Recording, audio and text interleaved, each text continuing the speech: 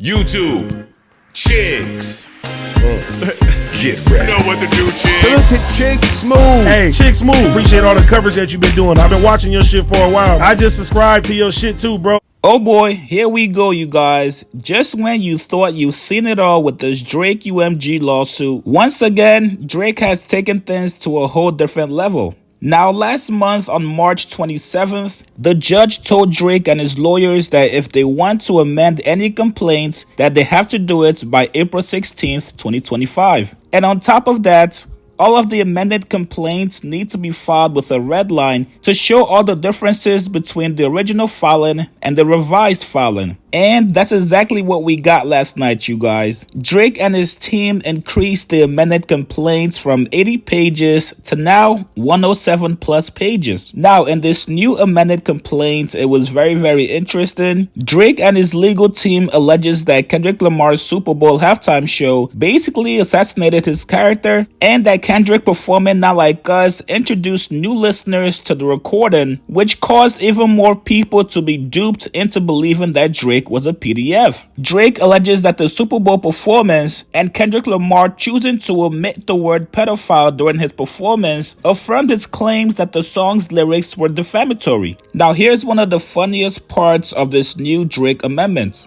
If you guys remember previously, Drake included the whistleblower that DJ Academics had on stream. Well, in this new complaint, Drake and his team removed the whistleblower from the complaint, and instead, they added Joe Budden to reinforce their narrative. Yes, the same Joe Budden that Drake claims is not credible. Talk about him liking young girls, that's a kid for me.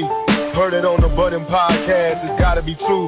He's now using Joe Budden as a source of reference. As you guys can see in this red line, in June 2024, one podcast host stated, "Not only do I not care that he, Kendrick Lamar, used bots, but I knew he did." In a podcast clip posted to his YouTube channel on June 23, 2024, he continued, "Y'all didn't know Kendrick used bots? You thought this was just the first time miraculously that a Drake record ever had more dislikes than likes? Or you didn't know that was bots? Bots to me was a part of how you win the war versus Drake." Now, if you guys actually go watch that full clip on YouTube, Joe also alleges that Drake used bots as well. But funny enough, Drake and his team made sure to not include that specific part in this new amendment. Ack was on the stream last night during the finals breaking how he had a hacker in there, or one of them bot runners in there, talking about how Kendrick purchased bots. He was talking about the invoice for those bots.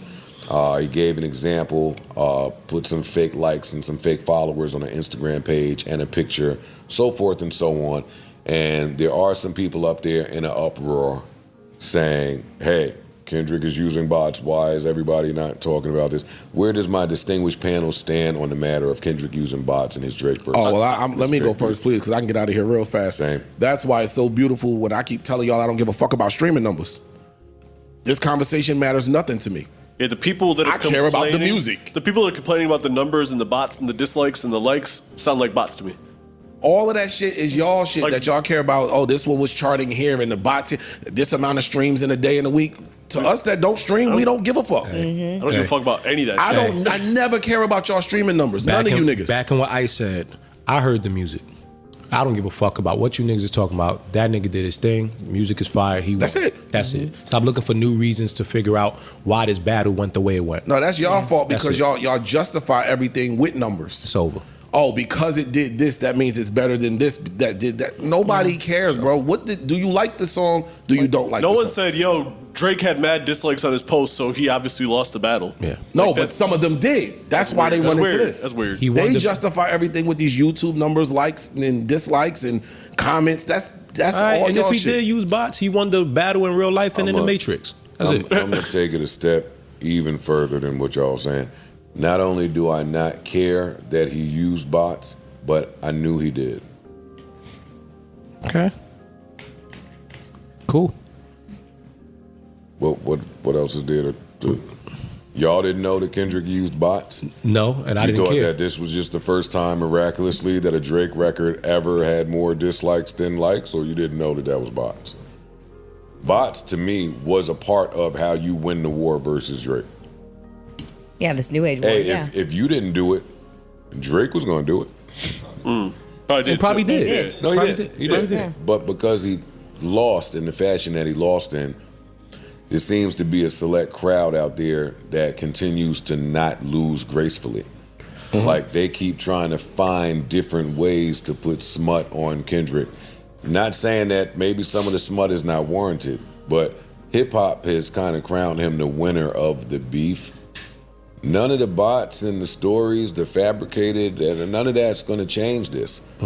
I'm not mad at whoever this is. Also, Ack, you got to know that any Drake news coming from you looks away now. Now, I'm not sure if citing a podcast that clearly tells you at the beginning with a disclaimer, hey, we are not professionals. We are basically just talking shit amongst friends. The thoughts, views, and opinions expressed by this podcast as well as its hosts are for entertainment purposes only.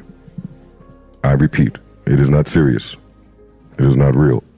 No one is exposing, revealing, indicting, or telling you anything about themselves. Also, we do not encourage you to try this at home. We are trained professionals who do not have your best interest at heart, or our own.